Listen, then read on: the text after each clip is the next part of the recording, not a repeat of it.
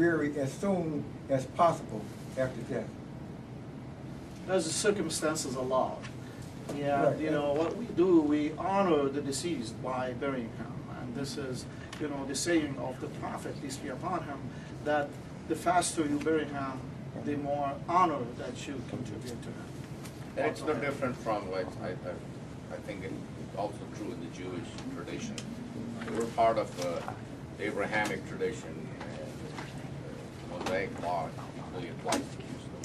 So since he was buried within 24, or taken out to sea within 24 hours of his death, was that pretty much, I know you were saying before that putting him out to sea wasn't something traditional or even looked upon as maybe decent. Right, we buried him in the grave, in the ground. I don't know why they took him out to sea to bury him. I had never heard of that. And obviously the people that made this pronouncement on the news that he was buried in Islamic fashion, buried at sea within Islamic fashion, that's not true. I've never heard of that.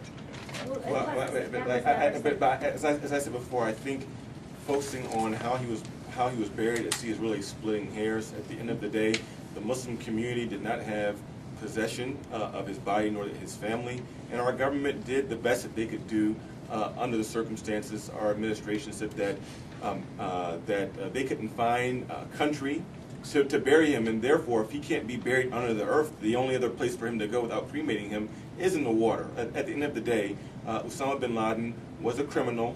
He was a murderer. He met his justice, and he's going to meet the ultimate justice when he faces God. That's it. I think this is a question that should be directed to people who made that decision. Well, the only reason why I asked that is because people might look at that as a disrespect and act out against that. Osamam Bin Laden did the ultimate disrespect when he attacked churches and when he attacked mosques and when he killed thousands of Americans at the World Trade Center. That's the ultimate disrespect, not whether he was buried in the water or under the earth. That's the bottom line. God only knows, but as far as we're concerned, everything, all his acts were un-Islamic, and I personally wouldn't consider him even as a Muslim. So it's Now, those of us up here, we agree with that. I agree with everything that these Imams have said up here. We're looking at people that don't have that same information, and that's why I was saying that it would be beneficial to the United States to make as much information as possible. Perhaps the lab test, the laboratory test.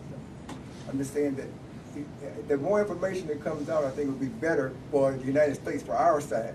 And that includes photos, videos, whatever, anything that See, what we have wants. heard- We're not demanding, we're not saying that the United States has to do this in order for us, particularly us, to believe it. We believe that he is, that he's justifiably gone. We believe he is gone, but there are many people that don't. And I think for the credibility of the United States, to ease the mind of just that they should make as much information available as possible. I think Imam is saying so there's not like Elvis rumors going around about Osama Bin Laden. That's the bottom line. I think that's what Imam is saying. We don't want him turning into an Elvis in some place in Afghanistan or Pakistan. So everything we have heard over the news about preserving the information, his identity, I don't know what else, maybe DNA test, from what I've heard in the newspaper, to confirm that was Bin Laden and he's dead. So let's hope.